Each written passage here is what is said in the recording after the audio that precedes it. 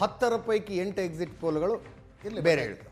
Serious exit ಪೋಲ್ಗಳನ್ನು ನಡೆಸುವ today's Chanakya ಮತ್ತು access ಮೈ India predicted right. Access ಮೈ ಇಂಡಿಯಾದವರು ಪಶ್ಚಿಮ ಬಂಗಾಳದ ನಂಬರ್ಸ್ ಕೊಡಲಿಲ್ಲ.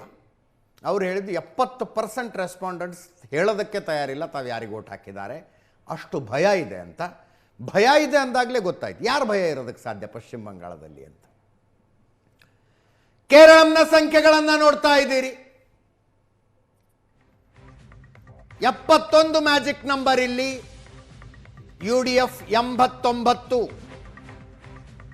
10 ವರ್ಷಗಳ ಆಡಳಿತ ವಿರೋಧಿ ಅಲೆಯನ್ನ ಎನ್ಕ್ಯಾಶ್ ಮಾಡಿಕೊಳ್ಳುವಲ್ಲಿ ಕಾಂಗ್ರೆಸ್ ನೇತೃತ್ವದ ಮೈತ್ರಿ ಯಶಸ್ವಿಯಾಗಿದೆ.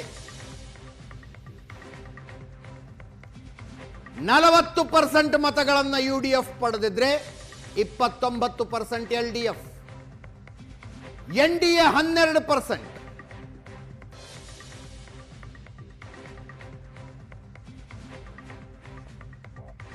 ಇತರೆ 19%.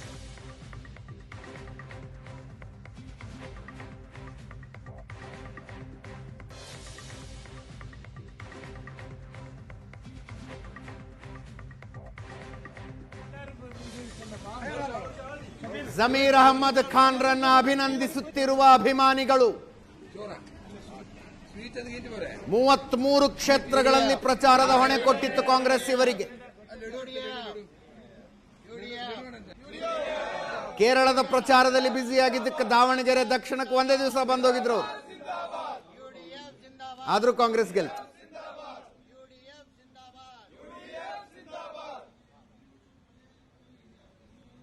ಎಸ್ ಪ್ರಶಾಂತ್, ಕೇರಳ ಒಂದು ಸಲ ಆರಿಸಿದ ಪಕ್ಷವನ್ನು ಅಥವಾ ಮೈತ್ರಿಕೂಟವನ್ನು ಇನ್ನೊಮ್ಮೆ ಆರಿಸೋದಿಲ್ಲ ಅಲ್ಲಿನ ಜನ ಅನ್ನುವಾಗ ಕಾಂಗ್ರೆಸ್ ಮೈತ್ರಿಕೂಟದ ಅದು ಡಿಸ್ಅರೆ ಅಂತಿರೋ ಡಿಸ್ಅಲೈನ್ಮೆಂಟ್ ಅಂತಿರೋ 2ನೇ ಸಲ LDF ಗೆದ್ದಿತ್ತು.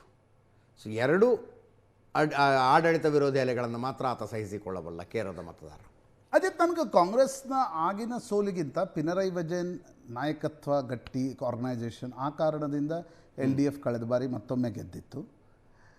ಬಟ್ ಈ ಬಾರಿ ಅನೇಕ ಬೇರೆ ಬೇರೆ ಬೇರೆ ಗೋಲ್ಡ್ ಪ್ರಕರಣದಿಂದ ಹಿಡಿದು ಅನೇಕ ಪ್ರಕರಣಗಳ ಕಾರಣದಿಂದ ಇಲ್ಲಿ ಪಿಣರಾಯಿ ವಿಜಯನ್, ಅಲ್ಲಿ ಮಮತಾ ಬ್ಯಾನರ್ಜಿ ಇಬ್ಬರು ತುಂಬ ವಲ್ನರೇಬಲ್ ಆಗಿದ್ರು.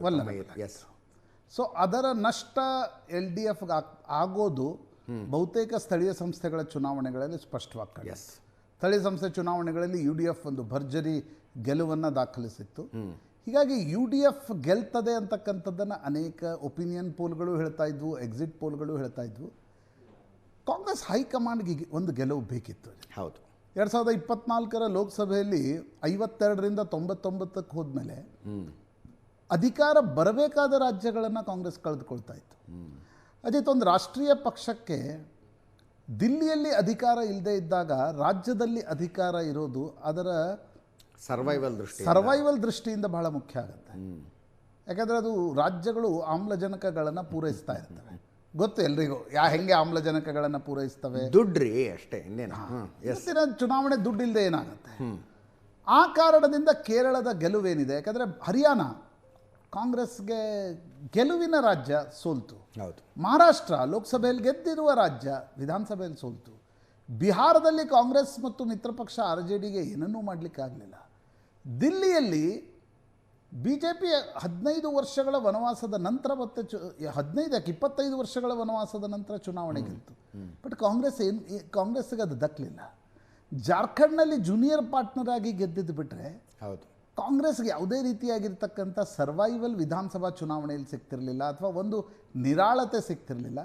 ಬಹುಶಃ ಈ ಗೆಲುವು ಕಾಂಗ್ರೆಸ್ ಹೈಕಮಾಂಡ್ಗೆ ಮುಸ್ಲಿಂ ಕ್ರಿಶ್ಚಿಯನ್ ಬಾಹುಳ್ಯ ರಾಜ್ಯದಲ್ಲಿ ಗೆದ್ದಿರ್ತಕ್ಕಂಥದ್ದು ಒಂದು ಸಣ್ಣ ಮೆಸೇಜಿಂಗ್ ದೃಷ್ಟಿಯಿಂದಲೂ ಮುಖ್ಯ.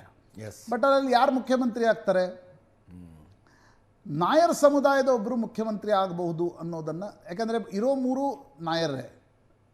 ಈಗ ರಾಹುಲ್ ಗಾಂಧಿ KC ವೇಣುಗೋಪಾಲ್ರನ್ನು ದಿಲ್ಲಿಯಿಂದ ಕಳಿಸ್ತಾರ. KC ವೇಣುಗೋಪಾಲ್ರಿಗೆ ಬಹಳ ಮನಸ್ಸಿದೆ.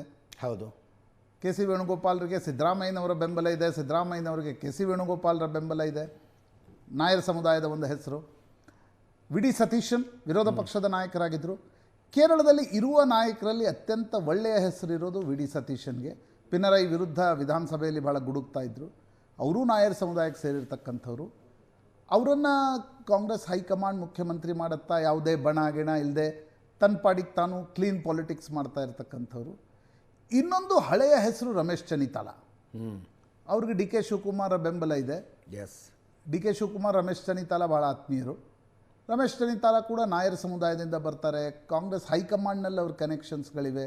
ಈ 3 ಹೆಸರುಗಳಲ್ಲಿ ಒಬ್ಬರು ಮುಖ್ಯಮಂತ್ರಿ ಆಗಬಹುದು ಅನ್ನೋದನ್ನು ಹೇಳಲಾಗ್ತಾ ಇದೆ.